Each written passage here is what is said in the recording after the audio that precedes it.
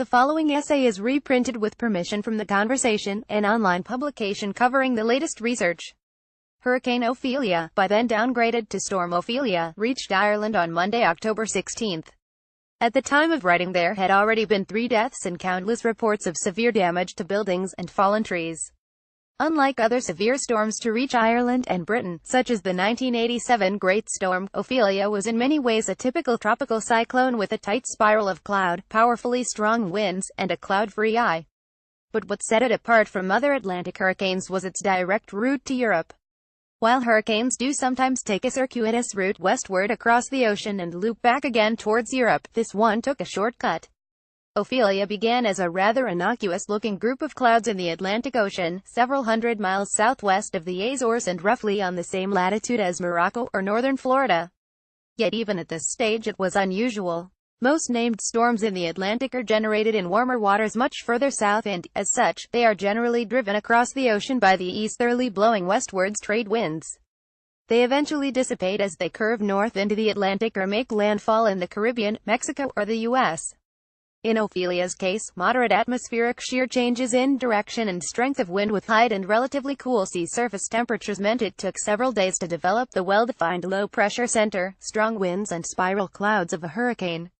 Then, instead of traveling west, like most Atlantic hurricanes, Ophelia began to head northeast. This can be explained by the position and strength of the mid-latitude jet stream, an atmospheric feature that plays a major role in determining the weather over Western Europe. When its path loops north over the UK, it can produce stable warm conditions in the summer as in the record-breaking heat wave of July 2015, and bright cold days in the winter. When its path west to east is more direct, it guides low-pressure storm systems across the UK and Ireland and can be responsible for the rapid strengthening of storms in a short period of time, described colloquially by forecasters as a weather bomb.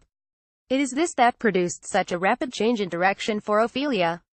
Such waves on the mid-latitude jet stream are not unusual. However, the combination of both the jets and Ophelia's position produced the conditions to guide the ex-hurricane toward the British Isles. Adrift in the Azores, tropical cyclones that form in or travel to the region near the Azores can become trapped. Stronger vertical wind shear to the north and south as well as colder sea surface temperatures in the surroundings can lead to storms that travel very slowly and eventually dissipate due to unfavorable conditions. If there is no external force that can help to steer the storm, but conditions remain favorable, then tropical cyclones can persist for a long time. An example of this was Hurricane Nadine, which circled the same part of the ocean where Ophelia formed for almost a month in 2012, the 4th longest-lived Atlantic hurricane on record. That may have been Ophelia's fate too, had it not been for the mid-latitude jet stream which instead guided the hurricane directly toward Ireland. It is partly due to this behavior that the forecasts have been so accurate. Jet streams are generally well represented in numerical weather models, and so their influence on a storm's path can be well predicted. Ahead of Ophelia's arrival, the UK had a weekend of unseasonably balmy temperatures thanks to warm tropical air driven northwards. This is partly due to the winds circulating around the Ophelia low-pressure center, but also the positioning of the jet stream helping to draw air up from the tropics. What about that dust on Monday? Much of the UK looked far less like a hurricane had arrived, and much more like the whole country had been put through a rosy Instagram filter. The sun was particularly red at dawn, and throughout much of the day the whole sky glowed a yellow-orange. This effect was partly thanks to the southerly winds on Ophelia's eastern side, which transported Saharan dust and smoke from Iberian forest fires. In fact, several flights over the UK were forced to make emergency landings when smoke could be smelled in the cabin. Increased number of particles in the atmosphere then scattered light preferentially from the blue end of the spectrum, leaving the more orange and red colors to reach our eyes. But Ophelia also produced a layer of upper-level clouds, thick enough to block out much of the sun's rays directly but thin enough to allow a large amount of diffuse, scattered light to pass through. On a day when the sky was not full of smoke and dust particles, this would have appeared like a run-of-the-mill white-skied, overcast day.